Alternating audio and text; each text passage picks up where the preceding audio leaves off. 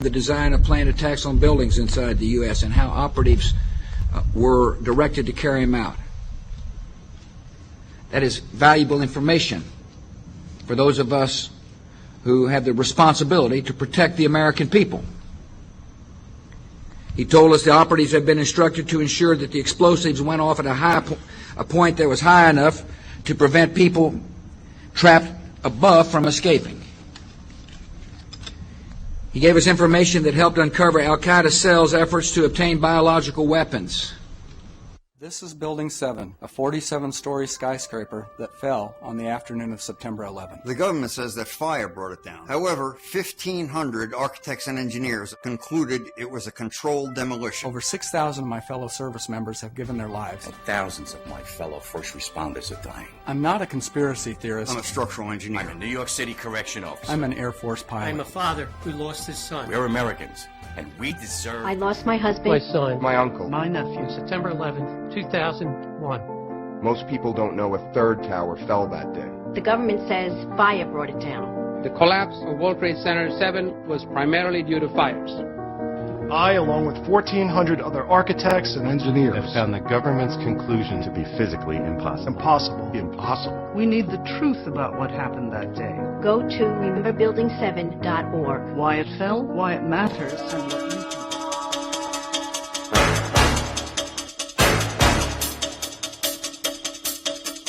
Warships are called HMCS, Her Majesty's Canadian Ship. And in Australia, they're called HMAS, Her Majesty's Australian Ship. Canada's National Police Force is called the Royal Canadian Mounted Police. All government contracts are between a company or individual and Her Majesty. Court summons are issued in the name of the Queen, and all public inquiries are called royal commissions. Commonwealth money carries the Queen's image worldwide as a reminder of her authority. The Queen is the lifetime hereditary head of state of Great Britain and her colonies and is unelected and unaccountable. It is against the law to advocate the abolition of the monarchy. After the revolution, the French started calling her the lady, but in English, the Queen is still the Queen. Move, I tell you. Originally in India, Persia, and Arabia, she was male and weak. Check, Your Grace. But she changed sex in Europe in the Middle Ages and became the strongest of all chess pieces. I fear the Queen is powerless now. The Queen is never powerless. For example. What is the cost to British taxpayers to support the Queen and her blue blood entourage? The Public Accounts Committee and National Audit Office are forbidden to examine Queen Elizabeth Windsor's family finances, but the civil list payments are reviewed every 10 years. So for the year ended March 2002, the running expenses of the Windsor household were £7.9 million. Family spending, $35.3 million. Security, $30 million. And the list goes on. How much is the Queen actually worth? The Queen's wealth is divided into three categories. Her wealth as the monarch, her visible personal wealth, and her invisible personal wealth. The Queen's wealth as the monarch includes 54 Commonwealth nations worldwide, millions of acres of Crown land and resources, thousands of Crown corporations, and the corporate city-state of London, which is the capital of world finance.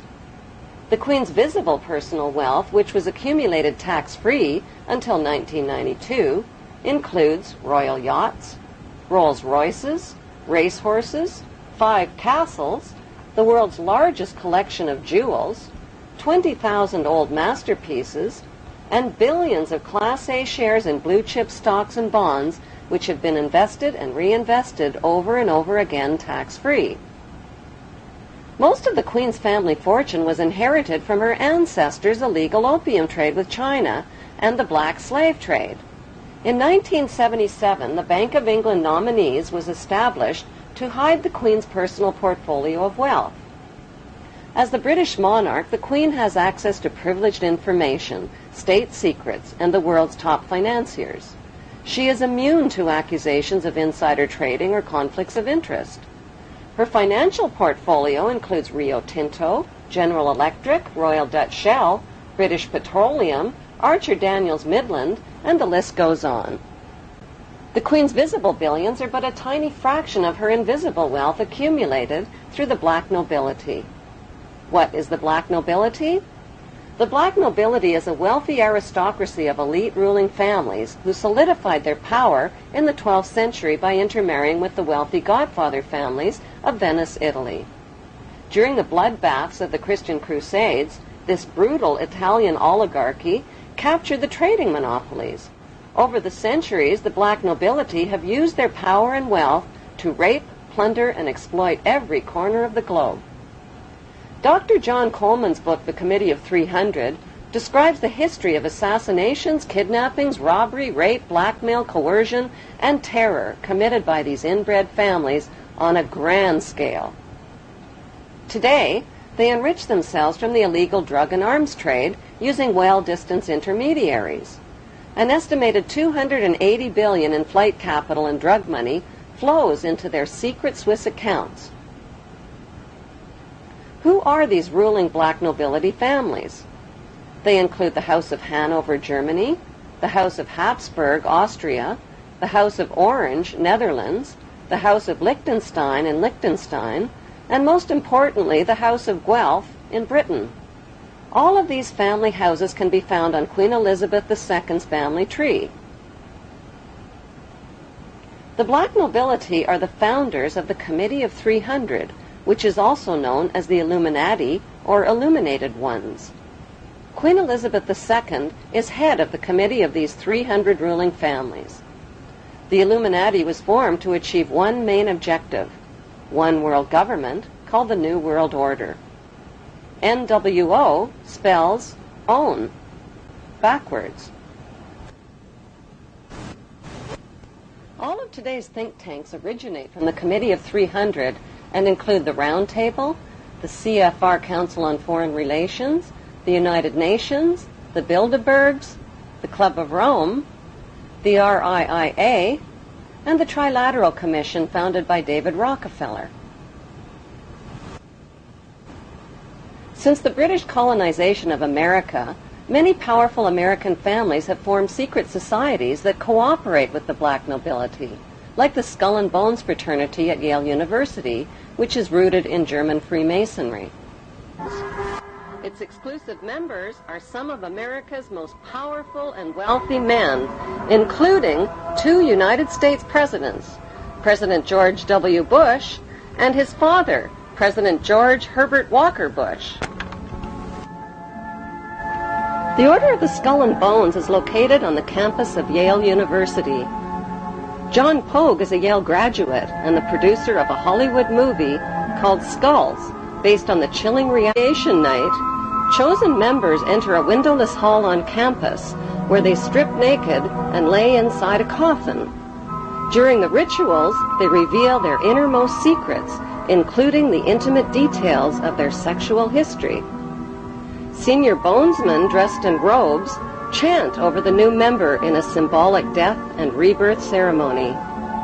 Each new member takes a vow, swearing a lifetime commitment to the brotherhood, secretly known as the Brotherhood of Death. The crossed bones symbolize the right of new members to double-cross and use any means possible on their rise to power.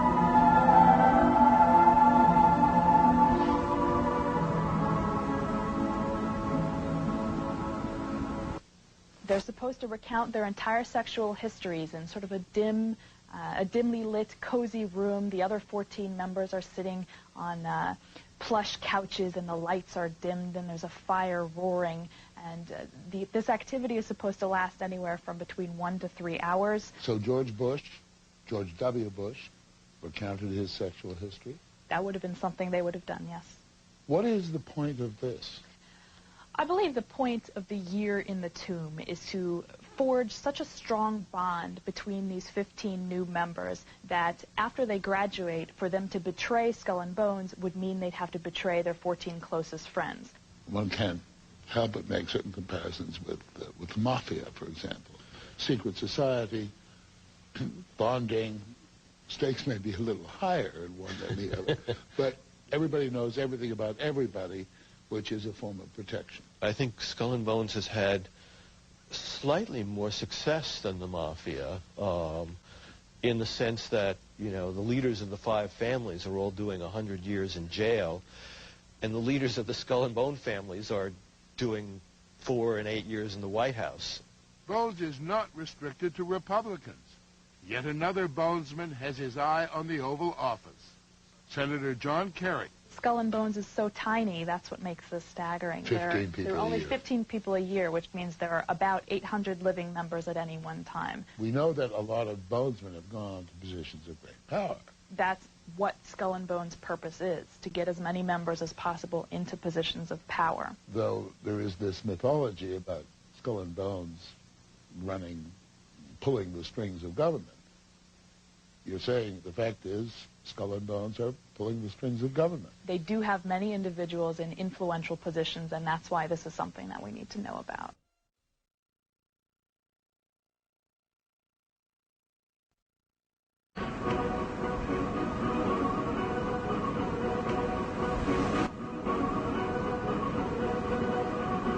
The New England Genealogy Society confirms that 19 U.S. presidents are descendants of King Edward III of England. Like European royalty, America's blue bloodlines are maintained through intermarriage. George W. Bush is descended from several kings of England and Scotland. He is also a distant cousin of Queen Elizabeth II of England.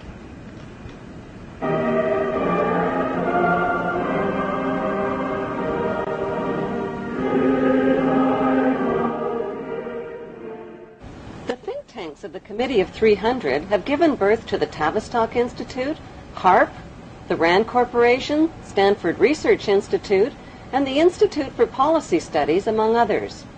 One study group at the RAND Corporation specializes in predicting the timing and direction of thermonuclear war.